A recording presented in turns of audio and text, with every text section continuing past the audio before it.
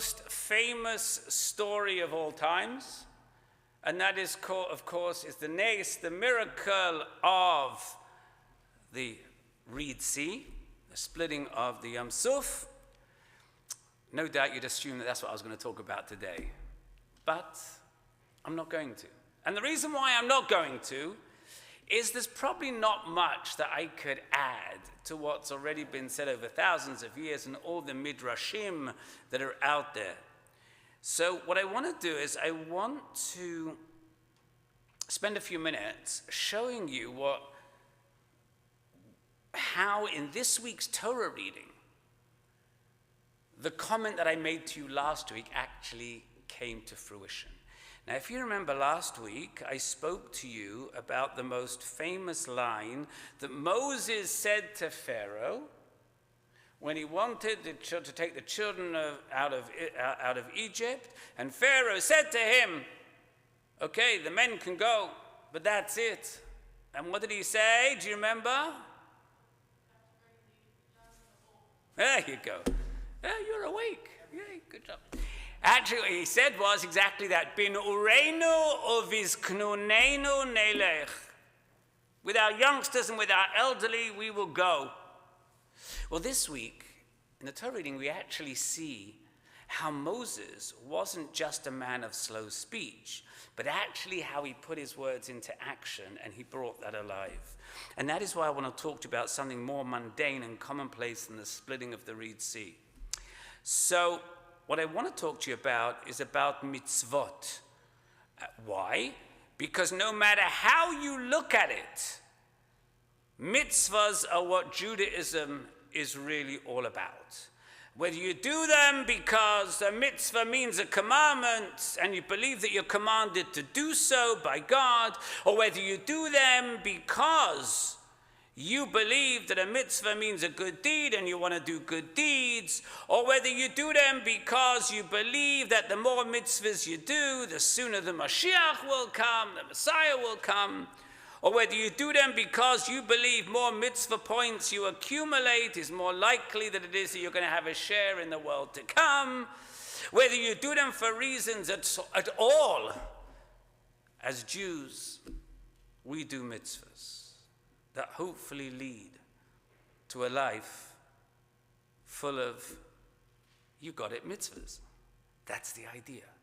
Having said all that, I want to talk to you about one particular mitzvah which we read about this morning, which you might not have noticed because of the Shirat Hayam. You might not have focused on it. And you see, in all the excitement about the children of Israel getting ready to leave Egypt, can you imagine the excitement that must have been going on there? They're being freed and baking matzahs and, finding leather to make tefillin, because they couldn't go out with the leather skins, otherwise how they were going to make the mitzvah of tefillin. There was one little incident which speaks to the character of the Jewish people. Their willingness to perform a mitzvah, even in the midst of their grumbling and their complaining about everything and anything. And in fact, this particular mitzvah was so important that it even made it into the Cecil B. DeMille version as well. That's how important this mitzvah is. Yeah, I can see you going. Yeah. What am I referring to? Well, as the Israelites were leaving Egypt, the Torah tells us that Moses made sure to take with him Atzmot Yosef, the bones of Joseph. And if you are so inclined and you feel free to understand this mitzvah in light of the current situation in Gaza, may it be the will that you can better understand the goal of freeing the hostages and the slogan, bring them home. That's how important. Now, why is this mitzvah so important? So let me give you a little bit of background. You may remember that at the end of the book of Genesis, Joseph made his brothers promise to take his remains back with them to Israel to be buried. But the problem was that they were not permitted to do so. At that point, they didn't have freedom of movement.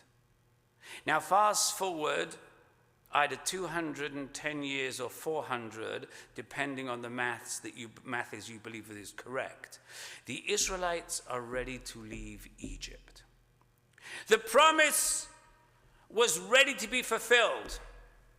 But the question is, by who? Certainly, all of Joseph's brothers who had made that promise had died. Was that promise still binding then? Did anybody actually have to do it? Third or fourth generation? Were they even aware of the promise that was made? And the answer is yes. Moses was aware of it. And he knew that it was his responsibility to make sure that that promise is carried out. One midrash tells us that Moses searched throughout Egypt for Joseph's coffin without success.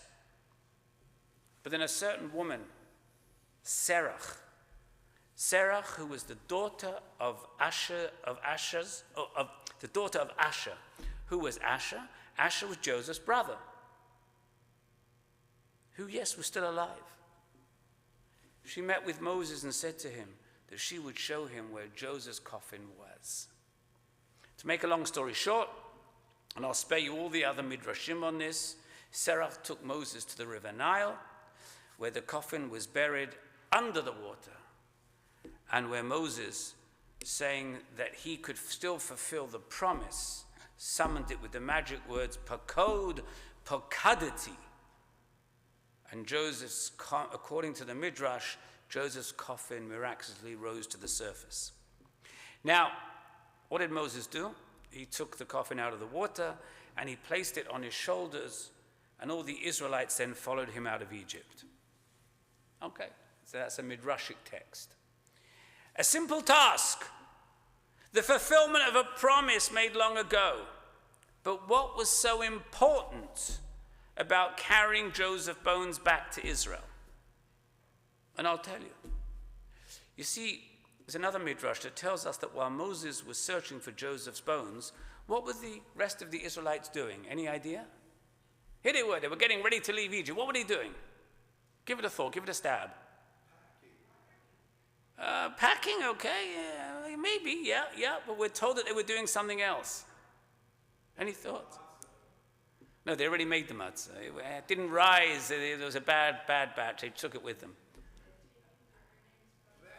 Hold on, what was that? Brilliant. They were busy collecting the gold and the silver from the Egyptians. The payment that was due them for over 200 years of servitude. And so, because Moses took care to fulfill that old promise and to perform this mitzvah, while the rest of the people were focusing on material gain, we're told Moses was rewarded. How? Just as Moses took care to bury Joseph, even though he was not obligated to do so, he had no commitment to do so, no obligation to do so. So ultimately, God himself took care of the responsibility of burying Moses. That's the reward. But there's more to this story. You see, Moses wasn't the only one who was rewarded.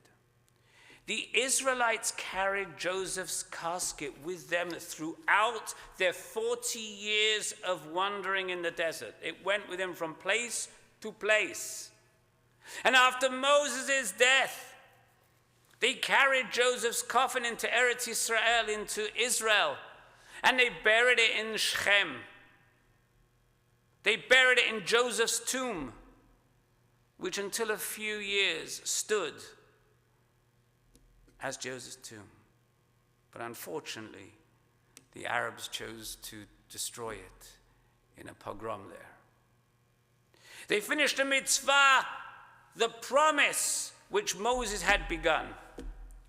So the question is, why do I share this story with you, and why is this one of my favorite stories in the entire Torah? And the reason being is because unlike the splitting of the Red Sea, which was God's doing, and which quite frankly, quite frankly, I don't believe any of us can emulate. Doing a mitzvah and taking care to fulfill a promise are acts which we can do at any point throughout our lives. It is why we should always focus on the important role that mitzvahs play in our life. It is why when we talk about mitzvot, when we talk about commandments, when we talk about even good deeds, because mitzvah doesn't mean a good deed, even though we say it does, it doesn't. It means a commandment. There are positive commandments and negative commandments. What are we really talking about?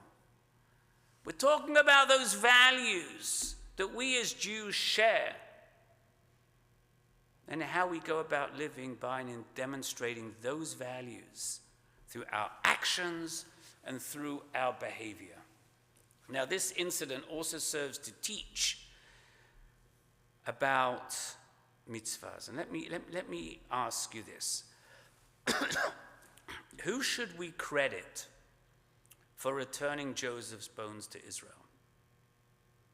Should we credit Moshe, who started it, or the Israelites who finished it? Because it didn't have to in the desert. They'd been there 40 years. You know, people come, people go, they die. They could have buried him there and left it. So I'm going to tell you what the Talmud says. The Talmud quotes Rav Chama, who was the son of Rabbi Chanina, as saying, whoever performs a task without finishing it, and another one comes along and completes it, scriptures ascribe it to the one who completed it as though he had performed it. So I guess at the end of the day, those who got the mitzvah of burying Atzmos Yosef were the Israelites. They got the credit. However, there's always a however when it comes to the Talmud, you should know that. However, on the other hand, you might be more familiar with the quote from Rabbi Tarfon in Pirkei Avot. And if you're not, you should look outside on the elevator as you come out of here, because it's right there, where it says, Lo alecha, or lo alecha hamlacha ligmor.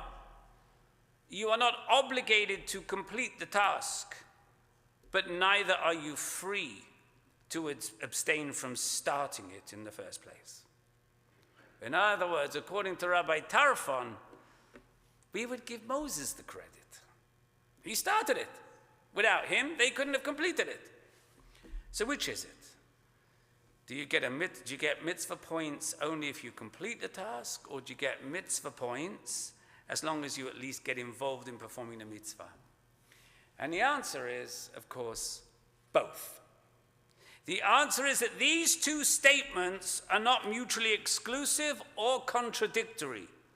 Rather, they teach us the truth that not one individual alone is responsible for, and nor can he necessarily perform mitzvot all by him or herself.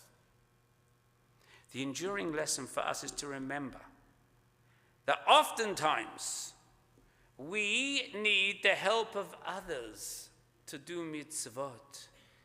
We need their help as we move through life. And we shouldn't shy away from the task just because we either can't finish it or because we can't do it alone.